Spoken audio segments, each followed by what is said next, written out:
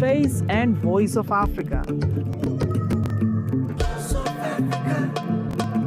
The story of resurgent and burgeoning Africa is here, only on the Pulse of Africa channel.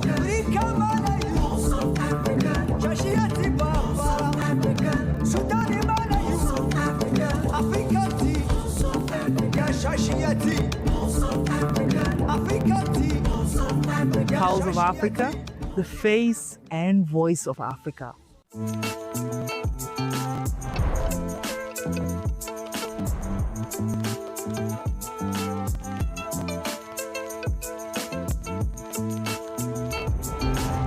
Welcome to Ethiopia, your second home.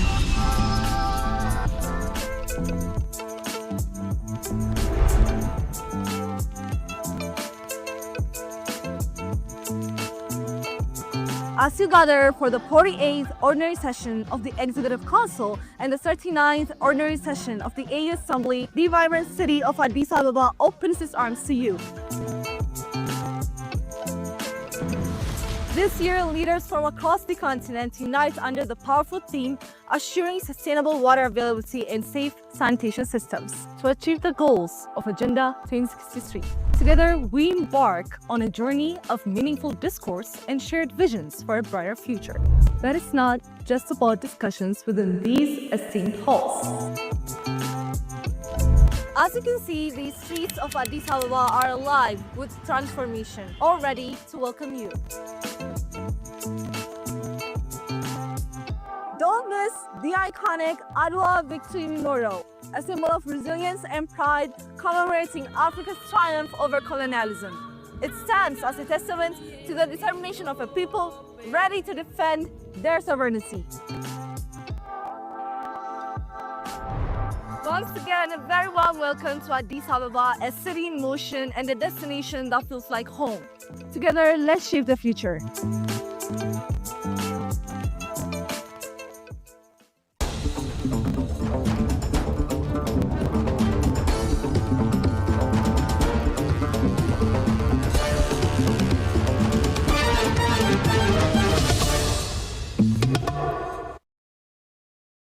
Greetings, you're watching Pulse of Africa News. We bring you the top stories from across the continent. I'm Tinsai Gabriel, stay tuned. First, let's take a look at the key deliberations as the 39th AU Summit ends. The 39th Ordinary Session of the Assembly of Heads of State and Government of the African Union has concluded in Addis Ababa, with leaders reaffirming their commitment to sustainable development, peace, and continental integration. Held under the theme Assuring Sustainable Water Availability and Safe Sanitation Systems to Achieve the Goals of Agenda 2063, the summit placed water security and sanitation at the center of Africa's development agenda. Leaders stressed that equitable access to water is fundamental to public health, food security, and inclusive economic growth. Briefing the media at the close of the summit, Evariste Ndayishimiye, President of Burundi and Chairperson of the African Union for 2026, said the choice of theme reflects a deep conviction that sustainable water management is essential to achieving the aspirations of Agenda 2063. During this summit, we launched the theme of the year 2026, namely ensuring sustainable availability of water and safe sanitation systems in order to achieve the objectives of Agenda 2063. The choice reflects a deep conviction because without equitable access to water and sanitation, we cannot talk of public health or inclusive development or sustainable prosperity for our people. Our discussions also focused on the major challenges facing Africa. In my acceptance speech, I expressed the deep concerns of Burundi in the face of persistent armed conflict blighting the continent and which prevents it from developing. He noted that the discussions also focused on accelerating economic integration through the African Continental Free Trade Area, strengthening peace and security mechanisms, addressing food insecurity, and enhancing Africa's collective voice in global forums such as the Group of 20.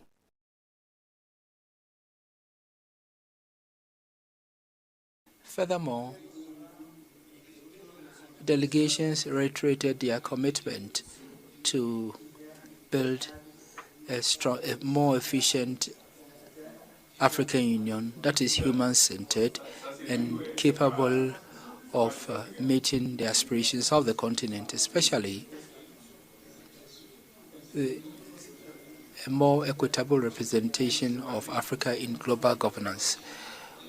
Agenda 2063 is our strategic blueprint for inclusive and sustainable growth on the continent. Therefore, we encourage the expediting of the implementation of ASCFTA, the transformation of our agriculture sector, as well as investments in infrastructure, innovation, youth, and women's empowerment. And these are the tools that are necessary for the structural transformation of Africa. We also stressed the importance of coordinated African action within the G20. President Nadaye Shime expressed concern over ongoing conflicts on the continent and reiterated the commitment of member states to silence the guns and reinforce African-led peace efforts. The chairperson concluded by thanking the government and people of Ethiopia for hosting the summit, emphasizing that Africa is moving decisively toward a future of resilience, unity, and shared prosperity.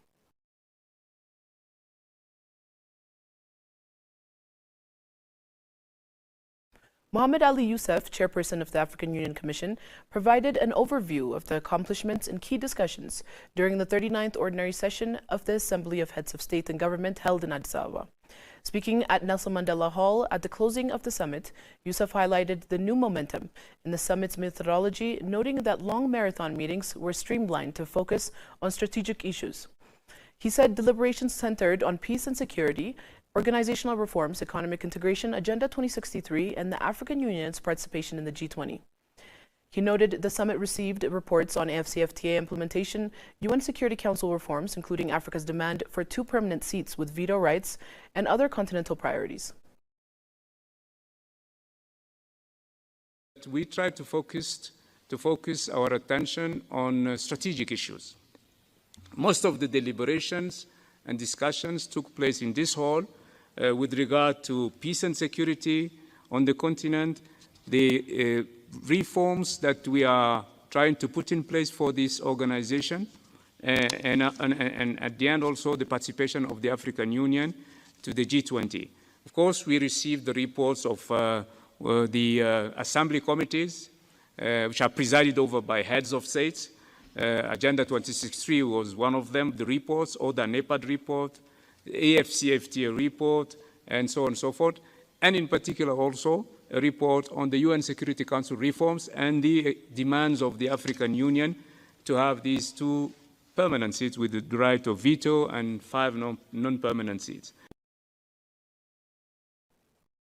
15 side events were held alongside the summit, including a business forum to mobilize private sector contributions, the launch of the 2026 theme on water and sanitation, and discussions on strengthening Africa's health systems.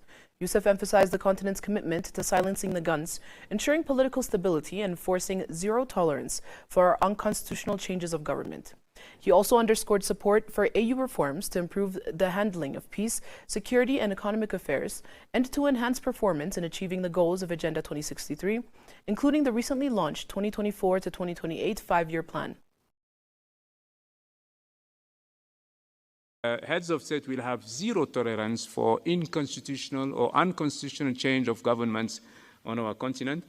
The conference also underscored its determination to silence the guns. This is also a very important program if we contemplate to develop this continent and create the integration conditions for our countries. We need to silence the guns. We need peace on this continent. We need stability on this continent. and we have a program for that. The conference really underscored the necessity and its determination to pursue the goal of silencing the guns. On global issues, the chairperson noted the summit's recognition of colonization as a crime against humanity. The continent has the human, financial, and natural resources, as well as the policies to achieve the objectives of Agenda 2063, Youssef said, expressing optimism about Africa's future development, peace, and integration.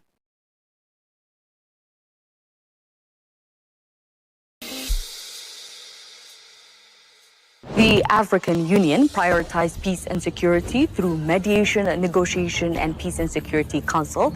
It works to prevent conflict and to address root causes for the lasting stability across the continent. Progress in regional cooperation and conflict prevention both support the broader development growth across our continent. These efforts strengthen our resilience and pave the way for sovereignty across the continent. And all African leaders will be focusing to reinforce these mechanisms on the 39th session of the African Union Assembly from February 14th to 15th, 2026, right here in Addis Ababa. And we, Pulse of Africa, will be your trusted media platform where you get all information across the continent. Make sure to stay tuned. If you don't tell your story, it will be told by others. They'll talk of hunger, they'll talk of war, they'll talk of conflict, but they'll not say the things that are happening in Africa that are positive.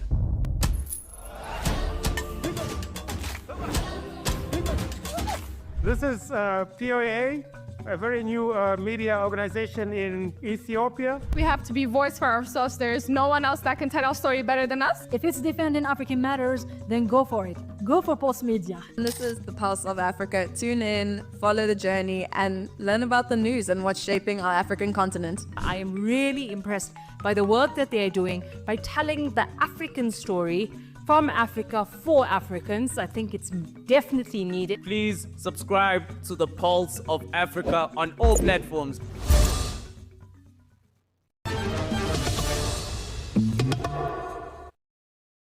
Renowned American economist and public policy analyst Professor Jeffrey Sachs has hailed Ethiopia as one of the world's most dynamic and forward-looking economies, crediting its rapid progress to visionary leadership, large-scale infrastructure investment, and bold macroeconomic reforms. Sachs emphasized that Ethiopia is pursuing development with a long-term strategic outlook. Ethiopia is operating with a vision for the future, looking ahead 10 to 20 years, he said, underscoring that sustained development requires deliberate planning and structural transformation. Sachs, a professor at Columbia University and a leading global advocate for sustainable development, described Ethiopia as one of the world's most vibrant and rapidly evolving economies. He praised the country's expansive investments in transport, energy, digital connectivity, and agriculture, noting that these sectors are laying a solid foundation for long-term prosperity and regional integration. We're seeing, thank goodness, a lot of very rapid economic development. Ethiopia is one of the fastest growing economies in the entire world. I come every year to the African Union Summit. You can see with your own eyes the economic changes that are taking place in Addis Ababa, and that's throughout the country. What's happening is a lot of infrastructure is being built, the power sector, electrification, digital access, roads, rail, all of this supports private business. And there's investment coming in as well.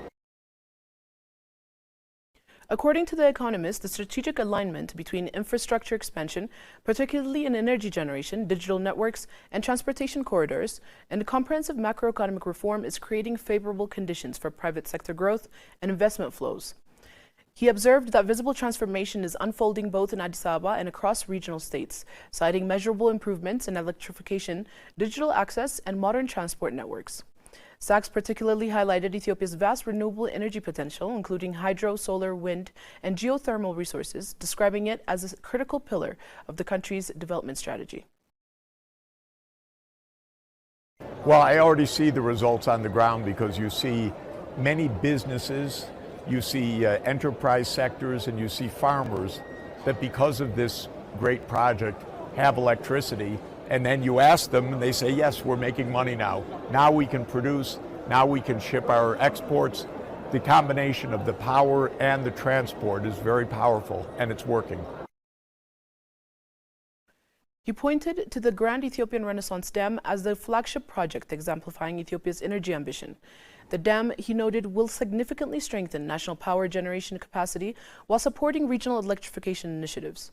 With access to electricity, farmers can enhance crop production, improve transport, and ultimately increase profitability, Sachs explained, stressing that rural electrification is already generating tangible income gains for agriculture communities. The agricultural potential is very high, but in order to achieve it, farmers need solid education, training, data, mechanization, electrification. And so if you can put that combination together, the yields can rise significantly, and Ethiopia can achieve not only self-sufficiency, but become a major exporting country. While acknowledging Ethiopia's vast agricultural potential, he underscored the importance of farmer education and skills training to fully unlock productivity gains. Beyond national development, Sachs called for stronger continental cooperation under the framework of the African Union, arguing that regional integration is essential to boosting productivity, strengthening value chains, and attracting sustained investment across Africa. In general, Africa will move forward together in an integrated way. We need really union at the level of the whole African Union, the 55 nations. We also need union within each region. Extend the power grids, make the rail, make the roads, make the interconnections, because then you get increased productivity, a larger scale of the market, better value chains, more foreign investment. So big hydro projects as part of big electrification is a regional effort. Sachs concluded that Ethiopia's blend of visionary planning, infrastructure expansion, and reform momentum positions the country as a rising economic powerhouse on the African continent and an emerging model for sustainable development worldwide.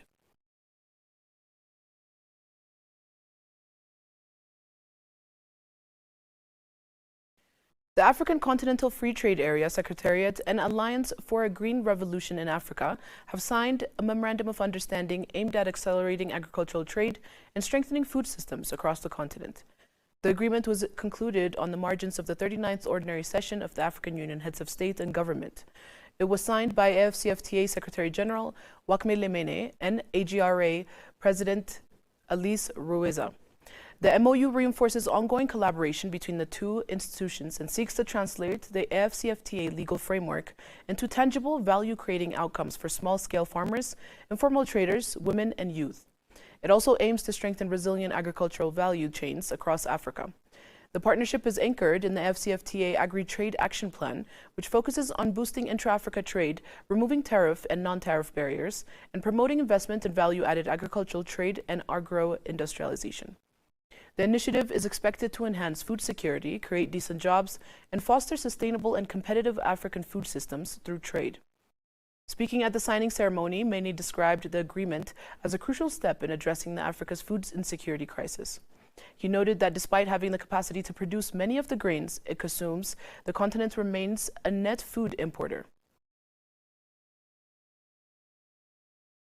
It is a pleasure for us to be here today to sign a memorandum of understanding between the AFCFTA Secretariat and AGRA.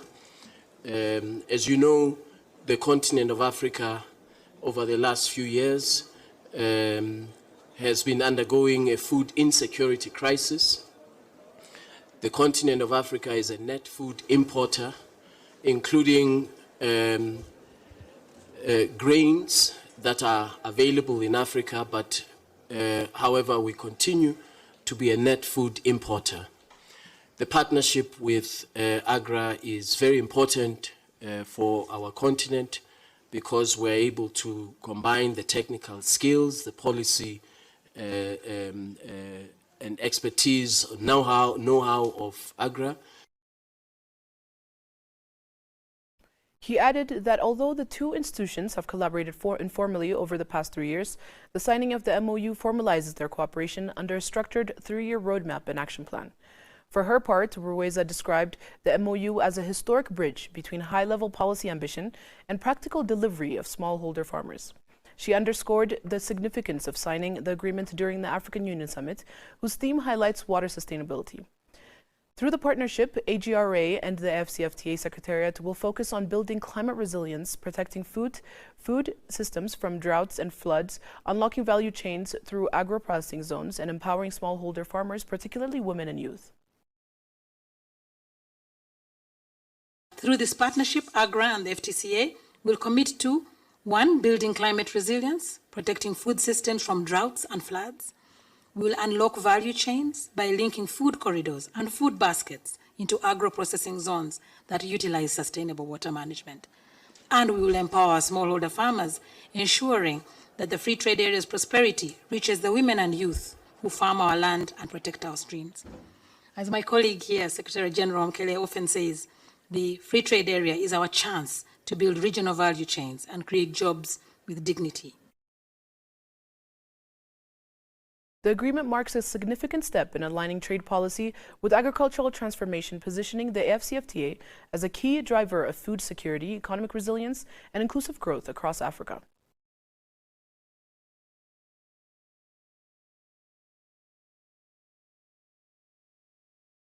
Samia Suluhu Hassan has urged African nations to take full ownership of the fight against malaria, calling for stronger domestic financing, leadership, and accountability across the continent. Speaking on the sidelines of the African Union 39th Summit, she framed malaria as both a public health challenge and a test of Africa's commitment to self-reliance. Addressing leaders and global health stakeholders during the presentation of the African Malaria Progress Report 2025, Hassan questioned whether African countries are ready to fund and lead the fight against malaria, answering firmly in the affirmative. She said momentum is building as governments strengthen institutions, mobilize resources, and adopt innovative solutions. She highlighted the role of African leaders, Malaria Alliance, hosted by Tanzania, in coordinating malaria elimination efforts. As a president of a nation that has fought malaria for generations, and as a host of the alliance that coordinates our continental response, I speak with conviction when I say this is a fight Africa can and will win. We must act now with urgency, unity, and determination for the sake of our people and future generations. Excellencies, I thank you for your attention and for your continued commitment to sustaining malaria or malaria financing and accelerating malaria elimination across our continent. Drawing from Tanzania's experience, Hassan pointed to investments in research, including gene-driven technology alongside expanded use of vaccines, next-generation mosquito nets, and improved community healthcare systems. Despite progress, she warned that declining global funding poses a serious risk. While acknowledging support from partners such as the Global Fund to fight AIDS, tuberculosis and malaria, and the World Bank, she stressed that African countries must scale up domestic resource mobilization to sustain gains. Tanzania has demonstrated a strong commitment to domestic resource mobilization. Through the End Malaria Councils of Tanzania mainland and Zanzibar, we are engaging governments, the private sector, faith communities, and civil societies. We are proud that Tanzania efforts form part of our broader continental movement in which End Malaria Councils across Africa have mobilized over $209 million.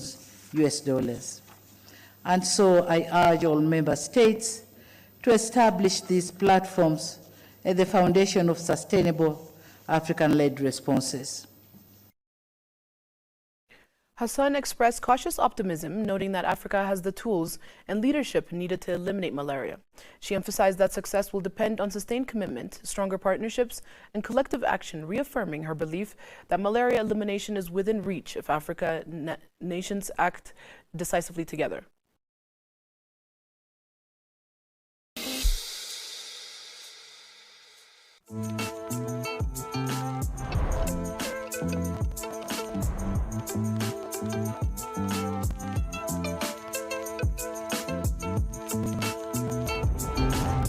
Welcome to Ethiopia, your second home.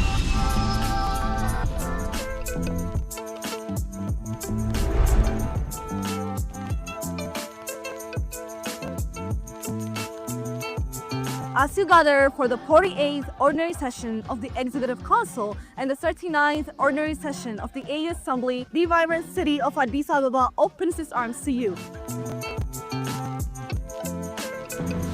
This year, leaders from across the continent unite under the powerful theme, assuring sustainable water availability and safe sanitation systems to achieve the goals of Agenda 2063. Together, we embark on a journey of meaningful discourse and shared visions for a brighter future. That is not just about discussions within these esteemed halls. As you can see, the streets of Addis Ababa are alive with transformation, all ready to welcome you.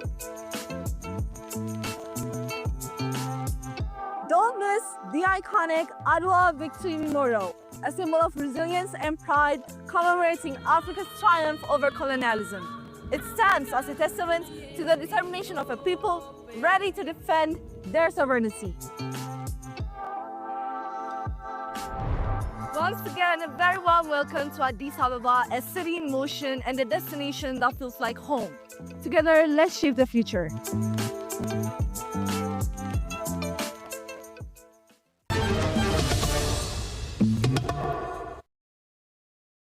Ghanaian President John Dramani Mahama has urged African leaders to take decisive steps toward financial independence, warning that delays in building continental financial institutions risks undermining Africa's economic sovereignty.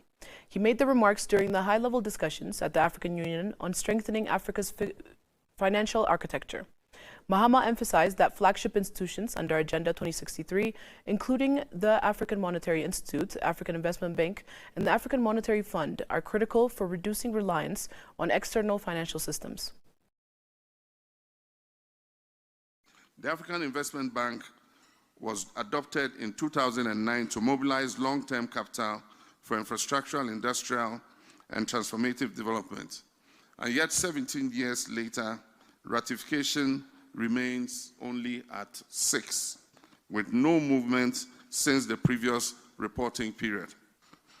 Africa consistently identifies a significant infrastructure financing gap, and the African Investment Bank was designed precisely to address this structural deficit through pooled capital and innovative financing models. Technical requirements to the capital structure are ongoing, but institutional activation ultimately depends on ratification. That responsibility lies squarely with member states. Continued delays risk sending a signal of hesitation at a time when decisive financial coordination is required.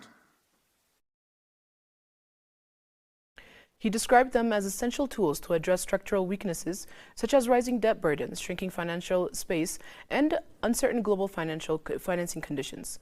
Mahama noted that only a limited number of countries meet macroeconomic governance criteria for the African Monetary Institute, while ratification of the African Investment Bank and African Monetary Fund protocols has lagged significantly. He warned that such delays signal hesitation at a time when stronger financial coordination is urgently needed. Through the African Exchange Linkages Project, 11 exchanges across 18 countries are now interconnected, facilitating cross-border trading and improving liquidity. This demonstrates that where political commitment aligns with technical execution, integration advances. The Pan-African Stock Exchange offers a market-based complement to the broader financial architecture and provides tangible proof that continental financial integration is possible and achievable. Calling for renewed political will, Mahama urged member states to fast-track ratifications, allocate resources, and strengthen macroeconomic alignment.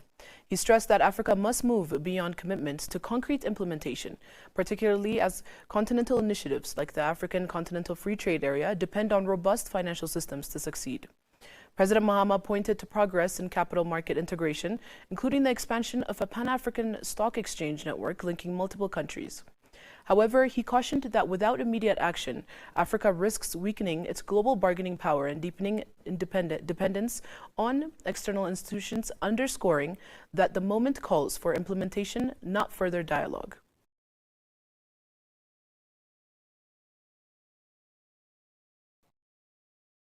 South African President Cyril Ramaphosa has urged African nations to tackle sovereign debt, strategically utilize natural resources, and accelerate infrastructure development during the 39th Ordinary Session of the African Union Assembly of Heads of State and Government.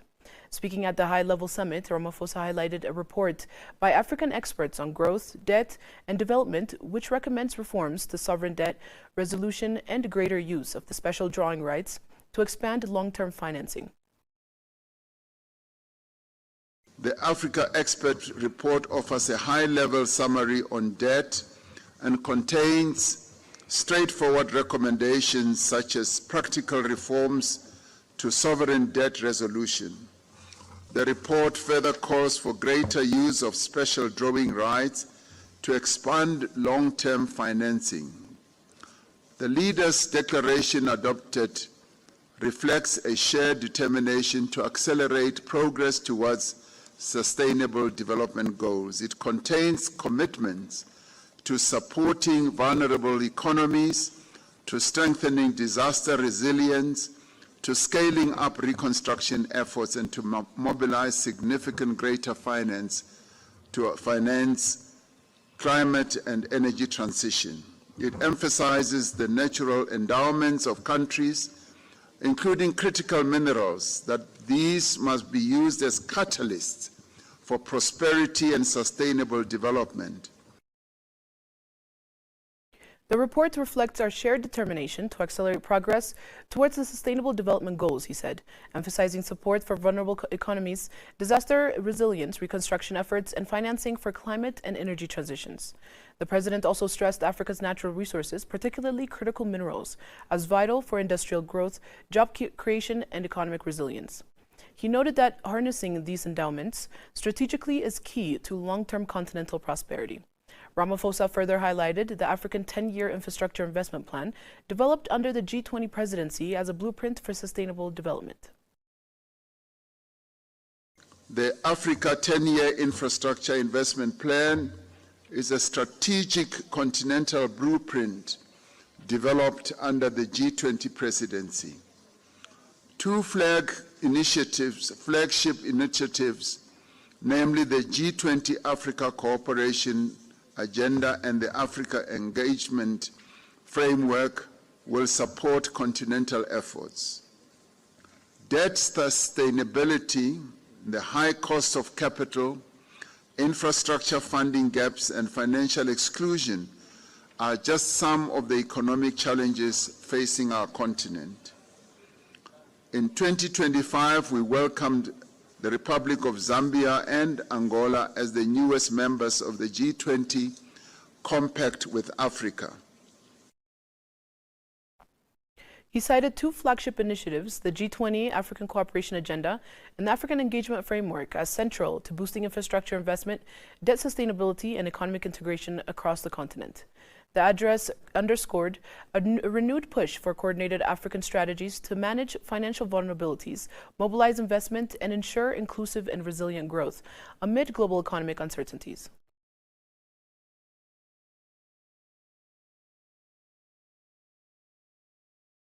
Now let's check out the latest weather forecast across the continent.